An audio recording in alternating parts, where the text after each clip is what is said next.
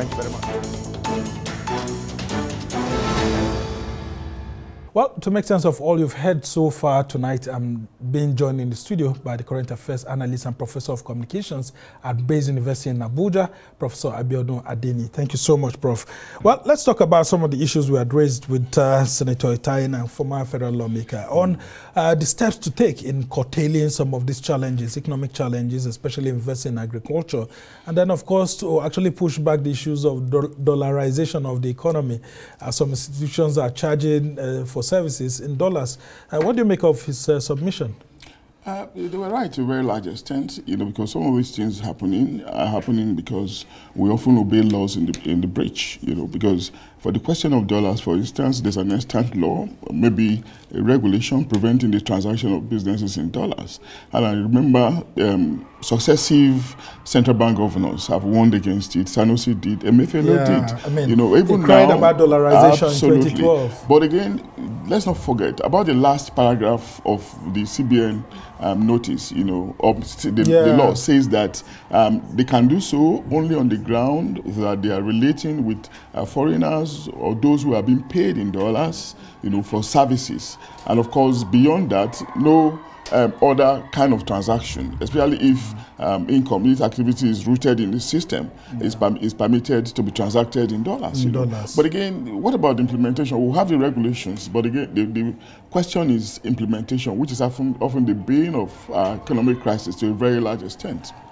All right, I'll just ask you to hold on, Prof, because there's a breaking news. Yeah, we want. It's very distracting, really, but very interesting as well. Viewers will know Nigeria is currently playing South Africa at the moment, and they got to penalty kick, and that was after previously playing for 90 minutes and extra time. The result right now is that Nigeria has actually won that match following a penalty shootout, 4 goals to 2.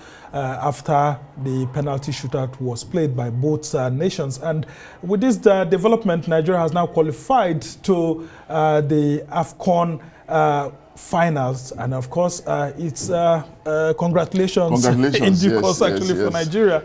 And lots of jubilation everywhere. And of course, after the anxiety. The anxiety after 90 minutes and all of that. Very, very unfortunate. Yes, so they had to go back to start, Yeah, so Prof, as we try to round up this conversation, let's talk about how President Tinubu has a lot on his hands. He just came back into the country, haven't been in Paris, and there are lots of expectations as to the measures to put to cushion some of these protests, pockets of protests going on in different Nigerian cities. Very worrisome, no doubt. I had the analysts your guest very clearly warning. One of them particularly warned that protests like this, can snowball, even though the APC senator was somewhat protective. We know that it can actually snowball.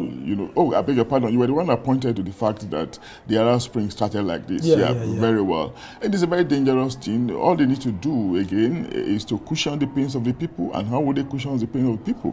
I agree, government have outlined measures, but the impact, or the effect of those measures are not being seen. And it comes back to what I said earlier about implementation. What is happening, along the line, along the value chain of implementation, there must have been some distraction or some impediment. Why is government not dealing with those impediments? And most of them supposed to happen through the central bank. Involving the release of money, the allocation of funds to different associations, to different groups, to different professional groups. Small and medium income earners. President Bola Tinubu was quite elaborate, the other day. But again, the signs are not there.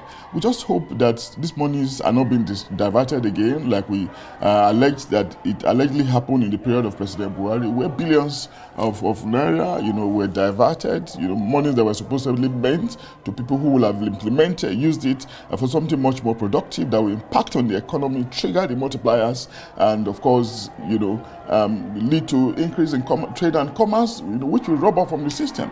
But oftentimes these monies get hijacked, they are locked up, hidden, and they serve no economic purpose. So yeah, beyond some of these things, the attitude has to change. But it's not about preaching really. There have to be real concrete policy directions that will prevent people from embarking on these lines of sabotage. All right, very quickly, let's move on to the issue of Senegal and, of course, some of the anti-democratic moves being seen by President Macky Sall. What do you make of that decision to push the election until December when his term expires in April? I think it's a very sad one for West Africa, for Africa, that Senegal is joining the nations, that are contributing to the reversal of democracy in the region. Senegal, at a time, was counted as as a very good example of democracy because of their consistency, and of course, the succession system was becoming much more predictable. So they became a beacon. But this is a great reversal, which is very unfortunate. And I don't know how else to rein in on Macky Sall, to retract from his dangerous step. But I hope also that he's not being enamored, by the antics of the characters in Mali, Niger, and Burkina Faso, who are unfortunately also being encouraged by a foreign power, Russia, like Professor Akinyemi alleged, and of course there's a contradiction in their argument. They say they are running away from France, trying to get France away, but again they are replacing France with another neo-colonialist, which is very, very unfortunate. Yeah. But I think what we need to do is for ECOWAS to continue to dialogue with these fellows, for them to see reasons, because they are hemming themselves in, one, and secondly, military administration is a system that is self-contradictory, that can be self-combustive, that can be self-implosive. There's no clear-cut line of succession other than self-destruction. We just hope that they will retrace their step. But like I said, as irritating, as dangerous as their paths are, it's only diplomacy that we need. It's only diplomacy that can deal with them. Not just through the instrumentality of ECOWAS, but maybe from the influence of other international powers. All right, very quickly, just before I let you go, in 30 seconds, President Tinubu is the ECOWAS chairman. Another heavy challenge for him. How does he steer through all of this when we haven't resolved the issues of Niger and all of that? And then these 3 other countries that have formed what they call the Alliance of Sahel States. Is Senegal going to join them? Yeah, but somehow we cannot run away from the fact that Senegal is probably being enamored, being encouraged by what these 3 countries are doing, Niger, Burkina Faso, and Mali. And what more can we say other than to plead with them, let them see reason, not just for their own interest, their own safety, but for the safety and prosperity of their peoples and their nations. President Bola Tinubu has his hands full. I'm not sure he wants to go the route of military. That's been condemned. That's impossible, impractical, unacceptable. But of course, he needs to strengthen the ECOWAS machinery through. And that's the main route, the closest route through which he can deal with them. Beyond that, of course, the African Union mechanism is also there. What about the international powers? There's different ways in which lobbying can be activated to deter them from the dangerous path, as the case could be. All right, Humos, thank you so much. Professor Abiodun Adeniyi is a rice analyst and is a professor at the Base University in Abuja. Humos, thank you for helping us to understand all these issues.